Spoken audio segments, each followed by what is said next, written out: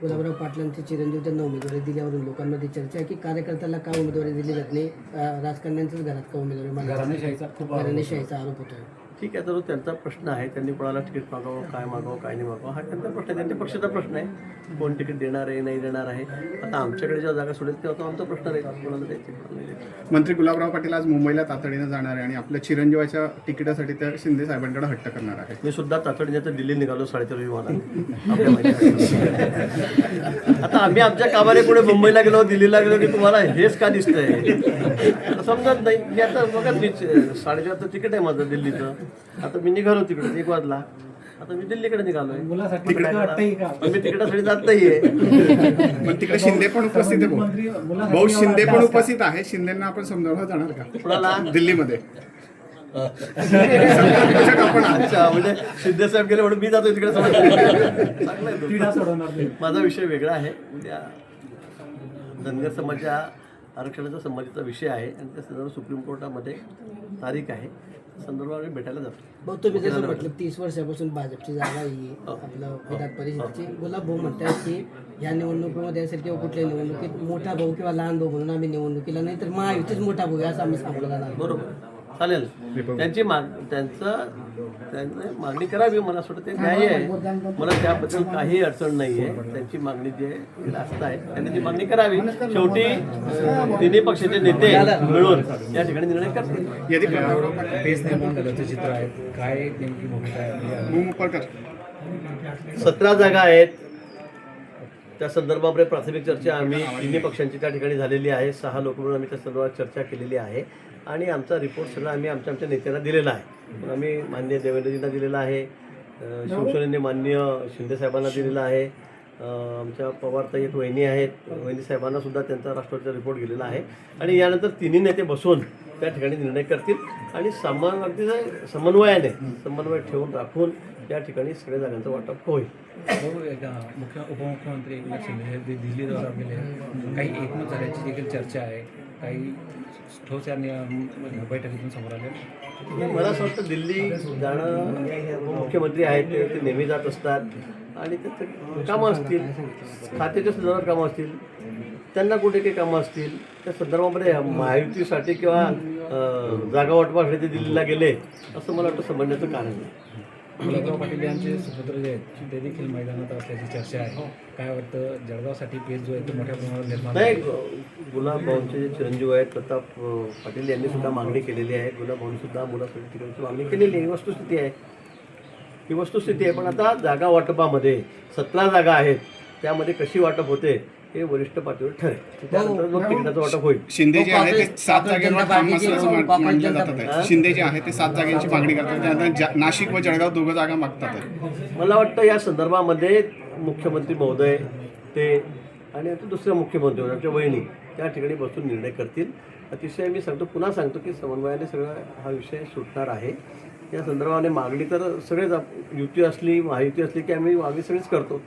पण मला असं वाटतं की शेवटी अंतिम निर्णय तिन्ही नेते मिळून घेतील आणि हा प्रश्न 1-2 दिवसामध्ये सुटेल. याच ठिकाणी खासदार आमदार यांची बैठक झालेली आहे. आपल्या उमेदवाराच्या देखील चर्चा या ठिकाणी कुठेही उमेदवाराच्या नावासंदर्भामध्ये चर्चा झालेली नाही. आपल्याला कल्पना आहे, आमचे नेते वरिष्ठ नेते ॲडव्होकेट शिवाजी सोनार कालच त्यांची डेथ झालेली आहे.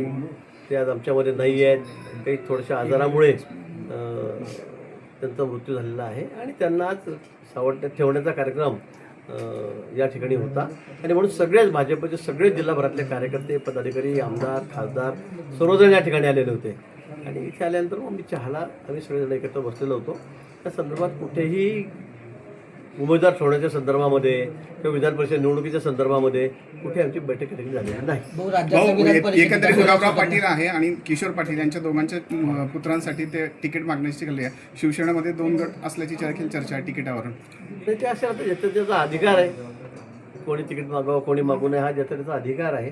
त्यांनी तो मागावा, पण अंतिम निर्णय आमचे पक्षनेतेच त्या ठिकाणी घेतील. राज्यातला तिढा सुटत नाही विधान परिषदेचा म्हणून उपमुख्यमंत्री दिल्लीकडे रवाना झालेले आहेत. दिल्लीमध्ये हा सगळा तिढा सुटेल असं सांगितलं जाते. आता मला नाही वाटत माननीय उपमुख्यमंत्री दिल्लीला कशासाठी गेले काय गेले, पण मला नाही वाटत की विधान परिषद जागांसाठी ते त्या ठिकाणी जातील.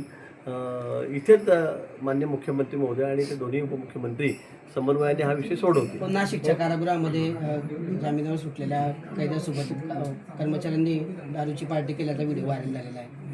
नाही, गंभीर आहे. असं जर असेल, कुठे केलेलं आहे? पार्टी कुठे केली? मध्यवर्ती कारागृहामध्ये नाशिक आतमध्येच? आतमध्ये नाही, या संदर्भात मला माहिती नाही. पण असं जर असेल तर निश्चित त्याची चौकशी होईल आणि अतिशय कडक अनुशासन, कठोर कारवाई संबंधित कर्मचाऱ्यांवर होईल. भाऊ हा तिढा कधीपर्यंत सुटणार आहे, जळगावचा किंवा नाशिकचा तिकीट? जळगाव, नाशिक नाही, पूर्ण महाराष्ट्राचा तिढा आहे. ज्या त्या ठिकाणी सगळेच मागतायत. संख्याबळावर सुद्धा काही ठिकाणी मेरिटवर आम्ही सुद्धा तिकीट मागतो आहोत.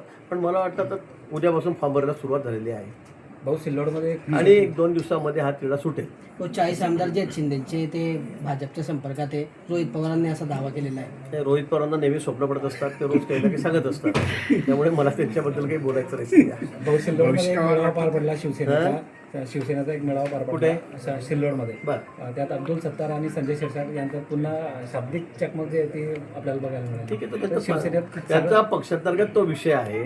झाला असेल तर त्यामुळे ठीक आहे. पक्षामध्ये काही मतमतांतर असू शकतात. त्यामुळे त्यांचा वाद झाला असेल. त्याचे वरिष्ठ नेते आहेत शिंदेसाहेब, ते या संदर्भामध्ये काय त्यांना समज देतील किंवा निर्णय करतील. व पेट्रोल डिझेलची समस्या दिवसेंदिवस वाढताना पाहायला मिळते आहे. जळगाव जिल्ह्यातही अनेक पेट्रोल पंप बंद आहे. शेतकऱ्यांना मोठ्या पेट्रोल अडचणी आहेत. डिझेलची कुठेही समस्या नाही. मी आपल्याला सांगतो खरं म्हणजे फक्त जे आहेत सगळे ड्रम घेऊन सगळे लोक 2-2, 500, 1000 बसलेले आहेत. आता मार्केटमध्ये कॅन सुद्धा मिळत नाही विकत. एवढं शॉर्टेजच्या कॅनचंही झालेलं आहे. मी आपल्याला सांगतो की गेल्या वर्षी या वेळेमध्ये या महिन्यात जेवढं पेट्रोल डिझेल विकत गेलेलं होतं त्याच्यापेक्षा 25% मागणी जास्त झालेली आहे. 25% मागणी. आता कसं काय एवढं पेट्रोल डिझेल कसं काय लागतंय? पण आता सध्या पेट्रोल डिझेलचं युद्धामुळे थोडं निश्चित त्याच्यामध्ये थोडी कमी होती. पण आता सध्या मुबलक डिझेल पेट्रोल सगळ्यांकडे या ठिकाणी आहे. पण फक्त हे जे कॅन घेऊन सगळे 500, 1000 लोक बसलेले आहेत आणि नंतर मग ते रस्त्यावर घेऊन ब्लॅकमेल करतायत, विकतायत. सगळेच नाही, काही लोक गरजू पण आहेत की ज्यांना आवश्यकता आहे त्या कॅनमध्ये. पण त्यातले 80 लोक, 80% लोक आता ब्लॅकमेल करण्यासाठी उतरलेले आहेत. कोणी पोरांना धरायचं, महिन्यात धरायचं, 100-200 रुपये रोज घे, 150 रुपये रोज घे, ही 30 लिटरची टँक भरून घे, ही कॅन भरून घे आणि तेच पेट्रोल नंतर डिझेल आलं की 100-150 रुपयाला बाहेर विकायचं. हा सर्रास धंदा लोकांचा चाललेला आहे. मला वाटतं जर या कॅन वगैरे बंद केल्या तर हा सगळा विषय सुरळीत होणार आहे. जिल्हाधिकारी, कलेक्टर यांनी हा निर्णय घेतलेला आहे. जळगावमध्ये सगळ्या ठिकाणी वाहनाची लाईन अतिशय सुरळीत चालली आहे. आमच्याकडे पण आपण बघा की या ठिकाणी सगळ्या वाहनांना मुबलक डिझेल, पेट्रोल हे मिळतं. जे आहेत धंदेवाईक ते ब्लॅकमेल करतायत. हे नाही झालं तर कुठेही तुटवडा नाही. पण काही लोकांमुळे पण शेतकऱ्यांना खरा त्रास होतोय. आपण जर जामिनामध्ये बघितलं तर रात्री शेतकरी मुक्कामी थांबलेले होते रांगेमध्ये कॅन घेऊन. नाही, खरं आहे. काही लोकांमुळे ज्यांनी अगदी धंदाच मांडलेला आहे या विषयाचा. मी तुम्हाला आता माझ्यासोबत चला, मी तुम्हाला दाखवतो. ते लहान पोरांना उभं करून दिलेलं आहे. काय त्यांचा संबंध आहे डिझेलशी? काही डिझेलशी कुठे त्यांचा संबंध नाही आहे. पण लहान मुलं, अतिशय गरीब घरातले, आम्ही सगळ्यांना ओळखतो, महिला गरीब रोजंदारी करतात, त्यांना सुद्धा उभं करून टाकलं लाईनीमध्ये. त्यासाठी त्यांना डिझेलचं कामच नाही आहे. पण काही ठराविक लोक ते पाठवतात, त्यांना 100 रुपये देतात, ती कॅन ताब्यात घेतात, 30 भाव 1.5 भावाने विकतायत. हे योग्य नाही मला असं. त्यामुळे शॉर्टेज आहे, कृत्रिम शॉर्टेज आहे. तसं खरं म्हणजे कुठेही डिझेल पेट्रोलचं शॉर्टेज नाही.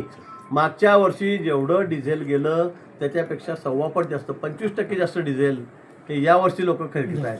मग कुठे चाललंय डिझेल एवढं? तुमच्या विरोधात विधानसभेमध्ये जे उमेदवार पराभूत झाले होते दिलीप खोडपे, ते आता विधान परिषदेसाठी महाविकास आघाडीकडून निवडणूक लढण्याची चर्चा बोलली जाते. शुभेच्छा देखील तयारीची चर्चा आहे. तसं माझ्या कानावर अजून काही नाही. तसा विषय पण कुठे नाही. तसं कोणी म्हटलेलं पण नाही आहे.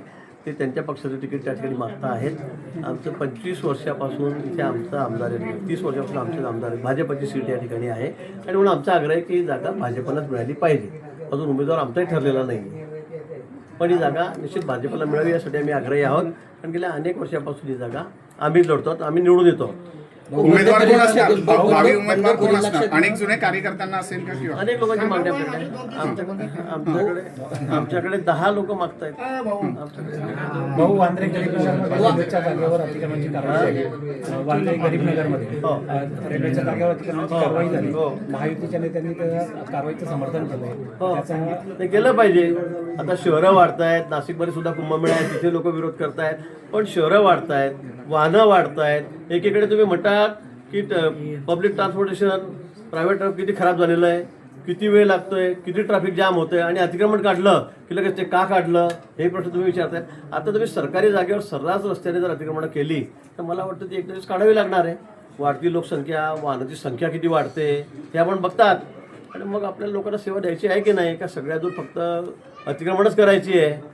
हो, पण अनेक कुटुंब जे ते बेघर झाले त्यासाठी काय काही करायचं? पाठपुरावा करणार आहे का आपण? मग काय करायचं? त्यांना काही पर्यायी जागा उद्या आता सगळे राज्यातले लोक मुंबईमध्ये बसून गेले रस्त्यावर, मग काय करणार? कारवाई कोणीच करणार नाही. मला वाटतं ज्यांचं नियमानुसार आहे त्यांना कोणी हात लावणार नाही.